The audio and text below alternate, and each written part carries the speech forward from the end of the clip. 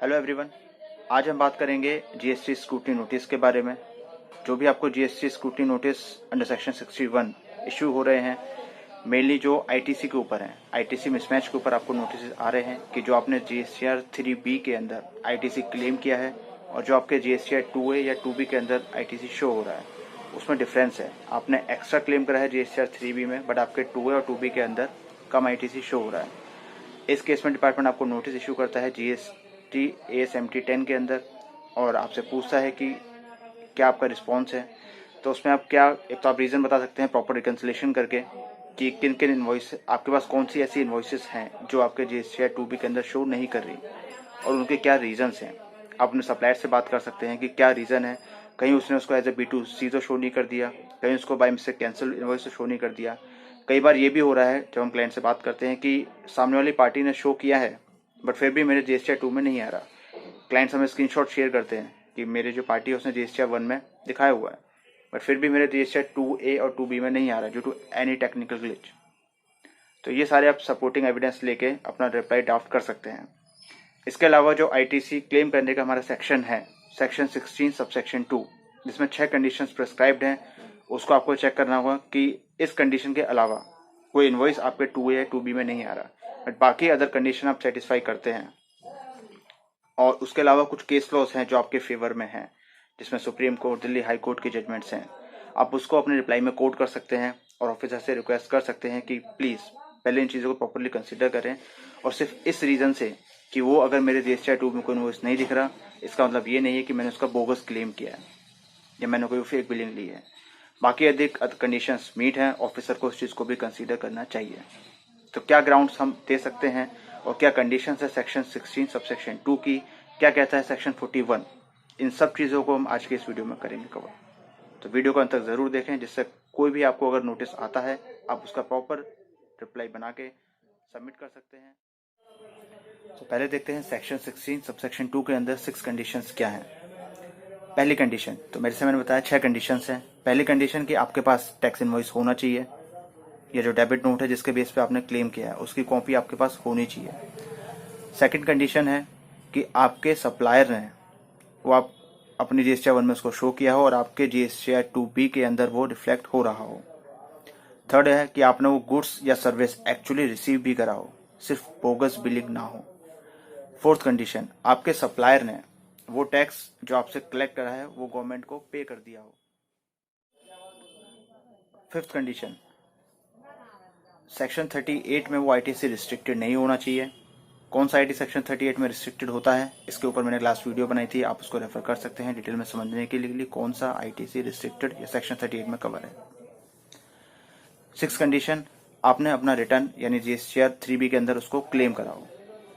ये सारी कंडीशन आप मीट करते हैं और हम जिस कंडीशन को डिस्कस करने वाले हैं वो है कि आपके सप्लायर ने या तो आपके जीएसटीआर 2A या 2B में शो नहीं कर रहा बट शो कर रहा है, फिर भी ऑफिसर आपको डिसअलाउ करता है। किस रीजन की वजह से? क्योंकि एक कंडीशन कहती है कि आपके सप्लायर ने जो टैक्स आपसे लिया अगर वो उसने गवर्नमेंट को जमा नहीं कराया, उस केस में भी आपको आईटीसी नहीं मिलेगा। क्योंकि 6 कंडीशन में एक कंडीशन ब्रीच होती है हमारी, तो ऑफिसर आपसे कहता है कि इसलिए आपको मैं आईटीसी रिवर्सल के लिए बोलता हूँ कि आप आईटीसी को पे करें विद इंटरेस्ट। ये किस सेक्शन में बात कहता है ऑफिसर? तो इस बात को वो सेक्शन 48 के थ्रू कहता है कि सेक्शन 48 कहता है कि अगर आपके सप्लायर ने जो आपने आईटीसी क्लेम करा है उस किसी इनवॉइस के बेस पर, उस सप्लायर ने उस इनवॉइस के ऊपर जो जीएसटी है वो गवर्नमेंट को जमा नहीं कराया, उस केस में ऑफिसर आपसे डिमांड कर सकता है कि आप अपना आईटीसी रिवर्स करें और वो भी इंटरेस्ट के साथ करें। लेकिन सेक्शन 41 जो है ये रेट्रोस्पेक्टिवली एप्लीकेबल नहीं है, यानी जब से जीएसटी आया था 1/7/2017 से, तब से ये एप्लीकेबल नहीं है। ये 1 अक्टूबर 2022 से एप्लीकेबल है। यानी कोई भी आईटीसी अगर आपने क्लेम किया है 1 अक्टूबर 2022 के बाद और वो पोर्टल पर नहीं दिख रहा, तो ऑफिसर अब आपको 1 अक्टूबर 2022 के बाद बोल सकता है कि अब आपको ये आईटीसी रिवर्स करना होगा विद इंटरेस्ट।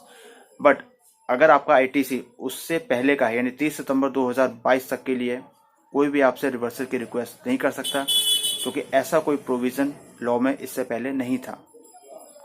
और जो कंडीशन मैंने आपको बताई कि आपके सप्लायर ने टैक्स पे नहीं करा है या आपके जीएसटीआर 2B में शो नहीं कर रहा है, एक कंडीशन आई थी कि आप जो आईटीसी क्लेम करेंगे वो एज पर GSTR 2 भी ही क्लेम कर सकते हैं, उससे एक्स्ट्रा नहीं क्लेम कर सकते।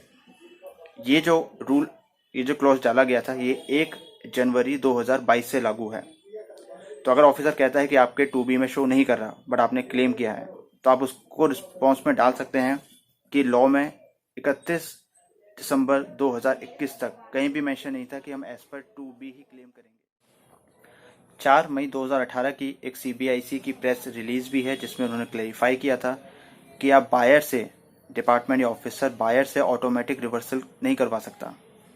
पहले आपको रिकवरी करनी होगी जो डिफॉल्टिंग सप्लायर है, जिसने उस बायर से टैक्स कलेक्ट किया है और उसने जमा नहीं कराया। आपको रिकवरी उससे करनी है, आपको सीधा बायर से नहीं बोलना कि अपना ITC रिवर्स करो।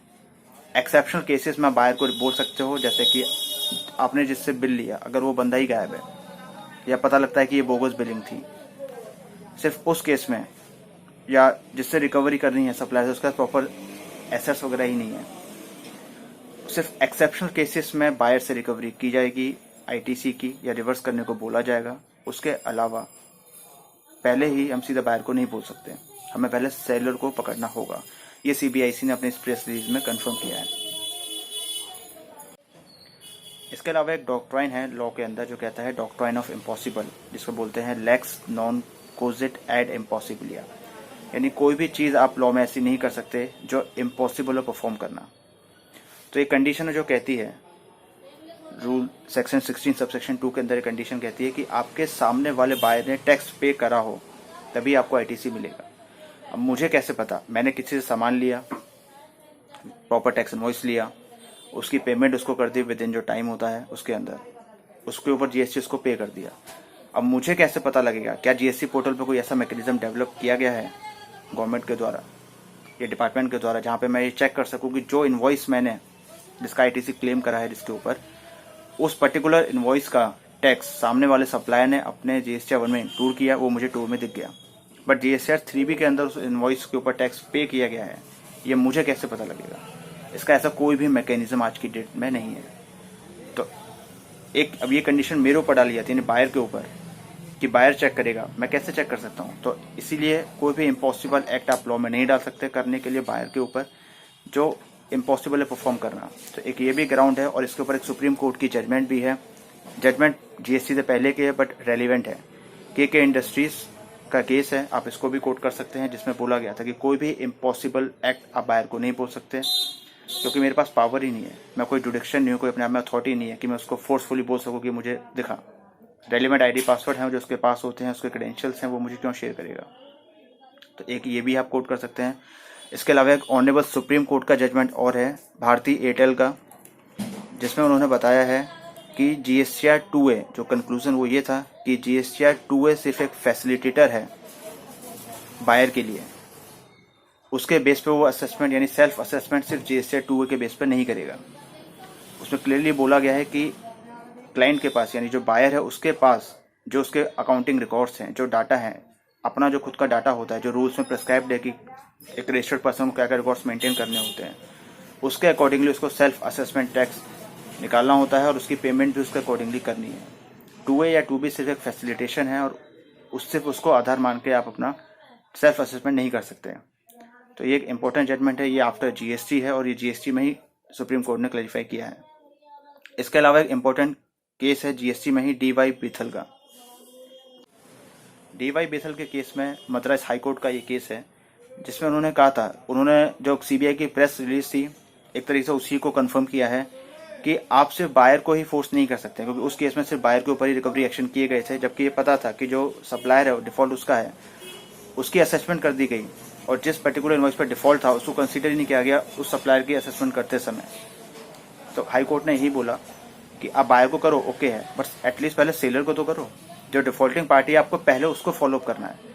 सेम चीज CBIC की प्रेस रिलीज में कही गई थी, सेम केस इस DY बिथल के केस में भी कंफर्म किया गया बाय मद्रास हाई कोर्ट कि पहले आप सेलर को रिकवरी करो, उसकी इंक्वायरी करो, उससे रिकवरी के लिए आप प्रयास करो।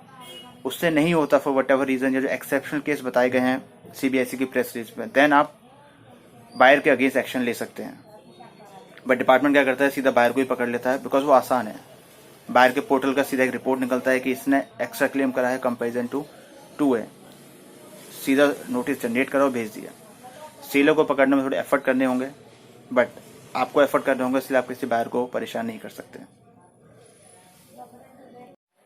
एक दिल्ली हाईकोर्ट की जजमेंट और है डीबैट एक्ट के अंदर अराइज इंडिया लिमिटेड के केस में, जो इस चीज़ को कंफर्म करती है कि अगर डिफॉल्ट किया है सप्लायर ने तो आपको पहले सप्लायर के अगेंस्ट एक्शन लेना है और आप बायर से आईटीसी रिवर्सल के लिए नहीं बोल सकते। आपको डिपार्टमेंट को ये चीज़ इंश्योर करनी होगी कि बायर दो कैटेगरी में इसको करना होगा, एक्चुअल में डिफॉल्टिंग बायर है या जेन्युइन बायर है। जेन्युइन बायर के केस में आप नहीं कर सकते, बट डिफॉल्टिंग के केस में कर सकते हैं। बट फर्स्ट आपको पहले सेलर को पकड़ना होगा। इसके अलावा एक 27 दिसंबर 2022 को एक डिपार्टमेंट का रिसेंट सर्कुलर आया है, सर्कुलर नंबर 183, जिसमें एक रेमेडी दी गई है for the timing for the financial year 17-18 and 18-19, जिसमें कहा गया अगर आपका जो आईटीसी मिसमैच है वो अप टू 5 लाख रुपीज़ है तो आप अपने सप्लायर से एक सर्टिफिकेट लेंगे और वो डिपार्टमेंट को सबमिट करेंगे। उस सर्टिफिकेट के अंदर क्या मेंशन होगा, उसमें ये चीज़ लिखा जाएगा कि आपकी जो ट्रांजैक्शन है यानी आपकी जो इनवॉइस है वो उसने GSTR 1 में शो करी है, या अगर नहीं करी क्या मिस्टेक हुई है, बट उसके ऊपर जो टैक्स है वो अपने GSTR 3B में उसने पे कर दिया है। इस चीज़ को सर्टिफाई करेगा आपका सप्लायर, वो सर्टिफिकेट आप अपने ऑफिस को देंगे। अप टू 5 लाख है तो सप्लायर का सर्टिफिकेट वैलिड होगा, बट अगर 5 लाख से ऊपर है तो एक CA का सर्टिफिकेट रिक्वायर्ड होगा। CA सर्टिफिकेट में ये मेंशन करेगा कि जो सप्लायर है उसने उस इनवॉइस को अपने GSTR 1 में इंक्लूड किया है और उसके ऊपर GSTR 3B के अंदर टैक्स पे करा है। इसके ऊपर एक हाई कोर्ट की जजमेंट भी आई है जो कहती है ये सिर्फ 17-18, 18-19 नहीं, ये 19-20 के लिए भी एप्लीकेबल होगा। तो 19-20 क्या, ये 20-21 जब तक ये डिस्प्यूट रहेंगे तब तक ये सर्कुलर एप्लीकेबल होगा और होता है फ्यूचर में गवर्नमेंट इसको एक्सटेंड करे। बट हाई कोर्ट की जजमेंट ऑलरेडी आ चुकी है जो 19-20 में भी बोलती है कि ये सर्कुलर एप्लीकेबल होगा, बिकॉज टेक्निकल ग्लिच है पोर्टल के। कई बार GSTR में फाइल करा होता है फिर भी नहीं दिख रहा होता सामने वाली पार्टी को, या वट एवर द रीज़न। तो प्रॉब्लम है, गवर्नमेंट ने 2 साल के लिए सोल्यूशन दिया है, सोल्यूशन आगे भी ये चलेगा और आप इस सर्कुलर को अगले सालों के लिए भी आगे जब तक कोई क्लैरिटी नहीं आती आप इसको यूज़ कर सकते हैं। तो उम्मीद करते हैं आपको ये वीडियो पसंद आएगा और आपका अगर कोई भी नोटिस आ सकता है आप इन चीज़ों को ध्यान में रखते हुए अपना रिप्लाई बनाएं और सबमिशन दें। Thanks for watching our video. Stay tuned with us for more updated videos.